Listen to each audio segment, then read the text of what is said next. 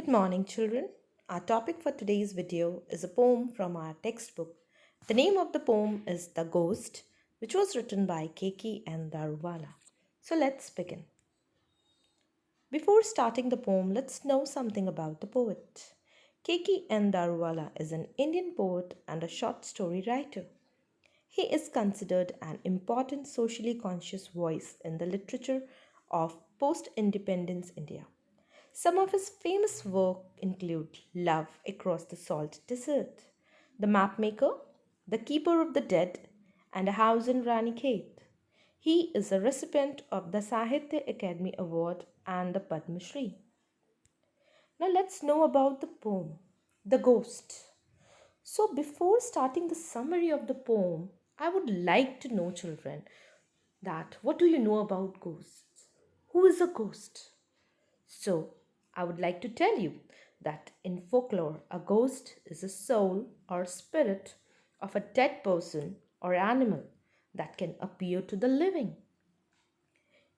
Descriptions of ghosts vary widely from an invisible presence to translucent or barely visible wispy shapes to realistic lifelike forms. So you can just imagine how spooky it is to talk about ghosts. So I'm really excited to go through this poem. So I hope you do are. So let's begin the summary of the poem The Ghost. Keki and Darwala's poem is a funny account of the nature of ghostly encounters. Everyone is curious and excited to know about ghostly encounters. The worst thing about them, according to him, is of course the fact that they are transparent. So here the poet wants to tell something about the ghosts that this is something which is very disappointing about the ghosts is that they are transparent. And when they are transparent, it is very difficult to identify them. It is very difficult to find their existence. Where do they exist? One does not even know what one is up against. That means we cannot see, we cannot identify them, we cannot understand that what the ghost actually wants from us. He remembers the lady ghost in a Masuri hotel, a favorite haunt of ghosts. So here the poet is talking about a lady ghost which he has encountered, and the poet has described about that lady ghost in his poem, and he has encountered that lady ghost in a hotel in Masuri, and the poet has said described that he could hear the clank of her bangles and the water running, but on going inside, the bathroom was dry and empty.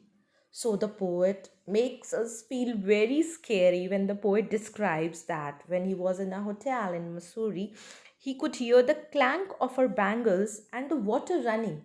But when the poet entered the bathroom, he could see that the bathroom was wet and dry. That means bathroom was dry and empty. That means nobody was inside that bathroom, but still he could hear the voice of the water running from the tap.